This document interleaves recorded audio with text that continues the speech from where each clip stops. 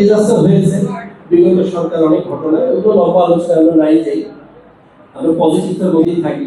কয়েকদিন আগে আমাদের মাননীয় প্রধানমন্ত্রী শুনেছেন তো, বলেছেন যে আমার এখনো এক্সরে করলে একটা হাড় বাঁকা পাওয়া যাবে। এখন আমি যদি আজকে থেকে প্রতিহিংসার রাজনীতিতে নেমে যাই, তাহলে হাড়টাকে সোজা হবে? তার থেকে আমি গঠনমূলকে যাই, যার বিচার হওয়ার তো হবে, আমরা সেটাকেও ছেড়ে দিব না, একচুল ছাড় দিব না, কিন্তু আমরা আলোচনার মধ্যে। সেদিন একটা মানে আপনার সোশ্যাল মিডিয়াতে একটা টকশোতে কথা ছিল যে মাননীয় প্রধানমন্ত্রী সংসদের ভেতরে বিরোধী দলকে নিয়ে এত কথা বলেন না করবে বিধায় তাদের দায়িত্ব, অত্যন্ত গুরুত্ব দায়িত্ব, এবং শিক্ষা জাতির মেরুদণ্ড, এবং এই মেরুদণ্ড করার কারিগর হচ্ছে শিক্ষক। বিধায় আপনারা দয়া করে আপনাদের স্ব জায়গা থেকে আপনাদের প্রতিষ্ঠানগুলোকে ভালো রাখবেন।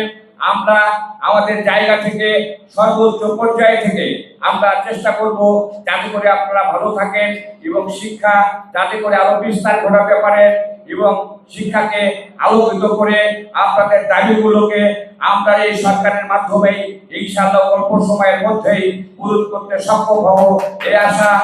বেসরকারি শিক্ষকদেরকে জাতীয় পে স্কেলের অন্তর্ভুক্ত করেন। দেশনেত্রী বেগম খালেদা জিয়া 91 সালে কল্যাণ বোর্ড গঠনের মাধ্যমে, 2002 সালে অবসর বোর্ড গঠনের মাধ্যমে বেসরকারি শিক্ষকদের জন্য যুগান্তকারী সব পরিকল্পনা গ্রহণ করে। মাননীয় শিক্ষামন্ত্রী মহোদয় উনিও কিন্তু শিক্ষক নেতৃবৃন্দকে বলেছিলেন, কিছু প্রশ্ন করেছিলেন, সেটাও আমরা জানি। আমি আপনাদের দাবি বাস্তবায়ন হোক এর জন্য গোবিন্দগঞ্জ উপজেলা পৌর বিএনপি এবং গোবিন্দগঞ্জ প্রেস এবং সাংবাদিক মহলের পক্ষ থেকে আমি আপনাদের সাথে একাত্মতা প্রকাশ করছি।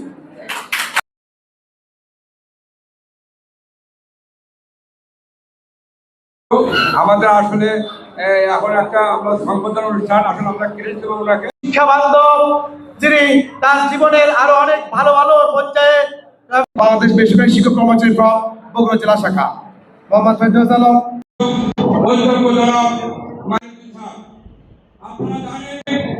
আমাদের একটাই দাবি জাতীয়করণ, যেটা সবাই আমরা বলে আসছি, এইটা যেন আমাদের কেন্দ্রীয় কমিটির অধ্যক্ষ জনাব মঈনুদ্দিন স্যার যে মূল বক্তব্য সেটা উপস্থাপন করেছে যে শিক্ষা জাতির মেরুদণ্ড, এবং এই জনাব তারেক রহমানের হাত ধরে যাতে বাংলাদেশের এই শিক্ষক কর্মচারী সংগঠনের পক্ষ থেকে কৃতজ্ঞতা জানাচ্ছি যে তারা ঢাকা থেকে, শুধু ঢাকা থেকে আপনারা রাস্তায় কেন আন্দোলন করবেন? আপনার সন্তান যদি সুশিক্ষিত এবং সুসন্তান হয়, ওই সন্তান অবশ্যই আপনাকে সর্বোচ্চ বাজেট দিয়েছেন। এই শিক্ষা খাতে যেহেতু সর্বোচ্চ বাজেট দিয়েছেন, এই শিক্ষা বান্ধব সরকার অবশ্যই আপনারা সবাই দোয়া করবেন যে আগামী মন্ত্রী পরিষদের নতুন যে সদস্য শপথ নেবে, সেই শপথ অনুষ্ঠানের জন্য আমাদের মাননীয় সংসদ সদস্য মন্ত্রী আরো আছে আমাদের চলবে।